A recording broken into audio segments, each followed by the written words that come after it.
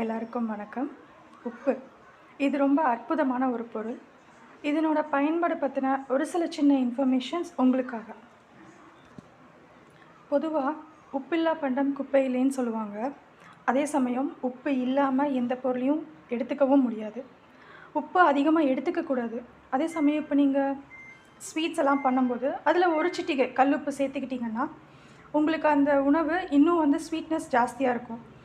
அதே மாதிரி நீங்கள் எந்த ஒரு பொருள் இப்போ சுத்தம் பண்ணுறதுல வீடு துடைக்கிறதுலேயே ஆகட்டும், உங்களோட வீடு துடைக்கிற அந்த லிக்விடே நீங்கள் ஆட் பண்ணாலும் கொஞ்சம் அதில் கல்லுப்பையும் சேர்த்து ஆட் பண்ணிங்கன்னா வீட்டில் இருக்கிற அந்த கிருமிகள் போகிறதுக்கும் அது உங்களுக்கு ஒரு நல்ல ஒரு இதாக இருக்கும்.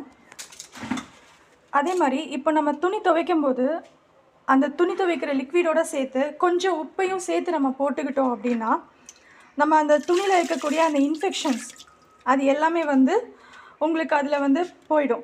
இப்போ ஒரு சிலருக்குலாம் துணி போடும் நம்ம ட்ரெஸ்ஸு என்ன தான் வாஷ் பண்ணி போட்டாலும் அதில் நமக்கு இச்சஸ் இருக்குது, இல்லை கொஞ்சம் ஒரு மாதிரி அலர்ஜி ஆகுது. அலர்ஜி ஆகிறதுக்கு நம்ம போடுற துணியும் காரணம். நல்லா வெயிலில் காய வைக்கிறதோட நீங்கள் துவைக்கிறது லிக்விடோ இல்லை பவுடர் நீங்கள் எது சேர்த்துக்கிறதா இருந்தாலும் அது கூட முதல்ல கொஞ்சம் உப்பையும் சேர்த்துக்கோங்க.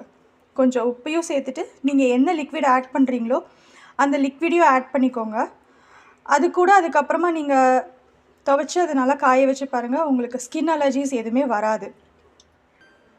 இப்போ இதில் உப்பும் லிக்விடும் நான் போட்டிருக்கேன். எப்பயுமே மிஷினில் நம்ம துணி போடும்போது அதில் எவ்வளோ கெப்பாசிட்டி பிடிக்குமோ அந்த அளவுக்கு மட்டும் போட்டுக்கிறது நல்லது.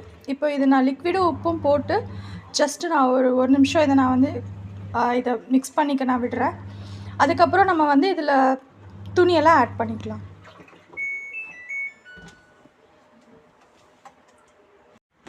இப்போ நம்ம துணியெல்லாம் ஊற வச்சிட்டோம்.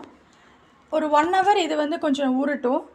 நம்ம உப்பு லிக்விட் எல்லாமே போட்டு ஊற வச்சுருக்கோம். ஒரு 1 ஹவர் இது நல்லா ஊறினதுக்கப்புறமா நம்ம இதை வாஷ் பண்ணி எடுத்துக்கலாம். அந்த மாதிரி வாஷ் பண்ணி எடுத்து நம்ம வெயிலில் காய வச்சு எடுக்கும்போது ஸ்கின் இன்ஃபெக்ஷன்ஸ் எதுவுமே வராது. உப்புங்கிறது ஒரு ஆன்டிபயோட்டிக். ஸோ நீங்கள் அதை ஆன்டிபயோட்டிக்காகவும் நம்ம சில விஷயங்களில் அதை யூஸ் பண்ணலாம்.